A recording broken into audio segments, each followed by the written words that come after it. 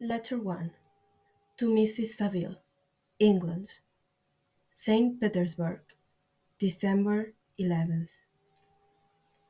You will rejoice to hear that no disaster has accompanied the commencement of an enterprise which you have regarded with such evil forebodings. I arrived here yesterday, and my first task is to assure my dear sister of my welfare and increasing confidence in the success of my undertaking. I am already far north of London, and as I walk in the streets of Petersburg, I feel a cold northern breeze play upon my cheeks, which braces my nerves and fills me with delight. Do you understand this feeling? This breeze, which has travelled from the regions toward which I am advancing, gives me a foretaste of those icy climes. Inspirited by this wind of promise, my daydreams become more fervent and vivid. I try in vain to be persuaded that the pole is the seat of frost and desolation. It ever presents itself to my imagination as the region of beauty and delight. There, Margaret, the sun is forever visible, its broad disk just skirting the horizon and diffusing a perpetual splendor. There, for with you live, my sister, I will put some trust in preceding navigators.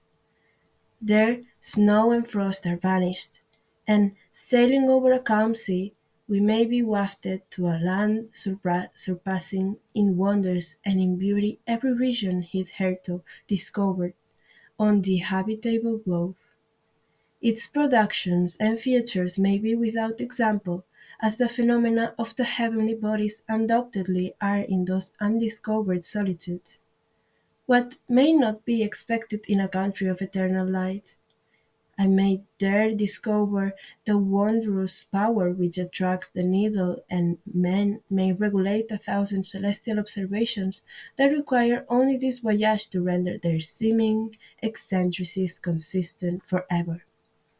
I shall satiate my ardent curiosity with the sight of a part of the world never before visited, and may tread a land never before imprinted by the foot of man. These are my enticements, and they are sufficient to conquer all fear of danger or death, and to induce me to commence this laborious voyage with the joy a child feels when he embarks in a little boat, with his holiday mates, on an expedition of discovery up his native river.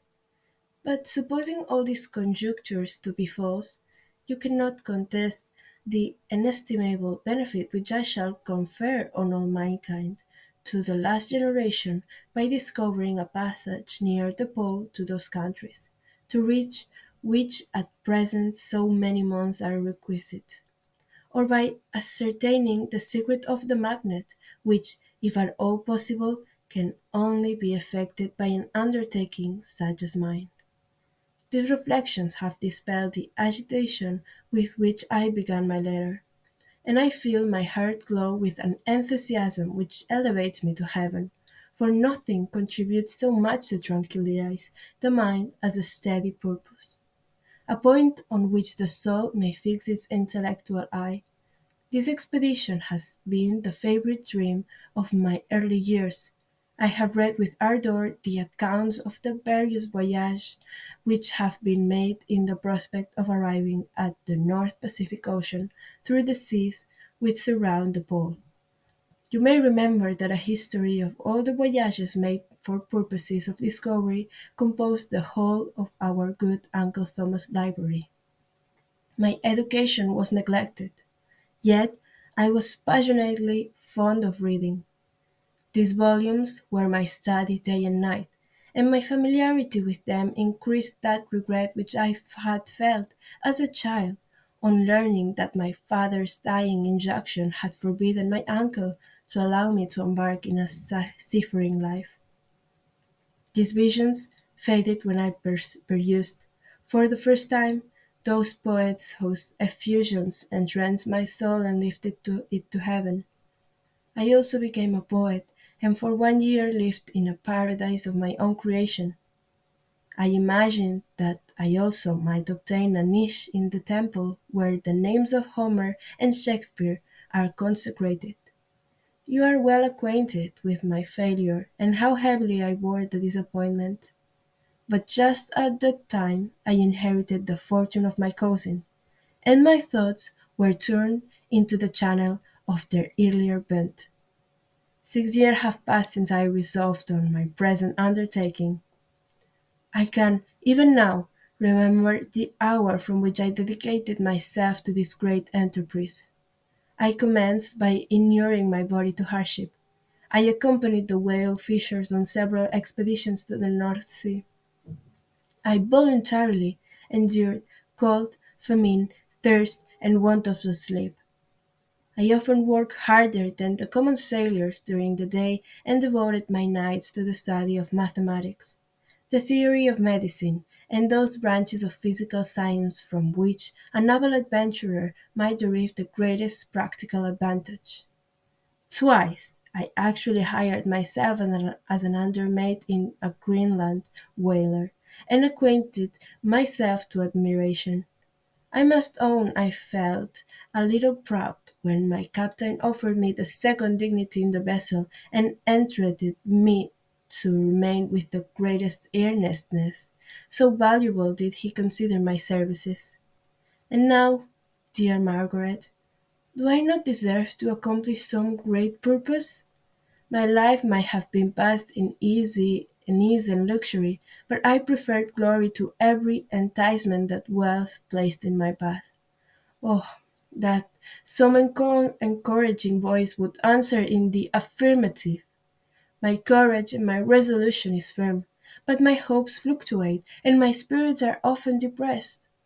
I am about to proceed on a long and difficult voyage, the emergencies of which will demand all my fortitude.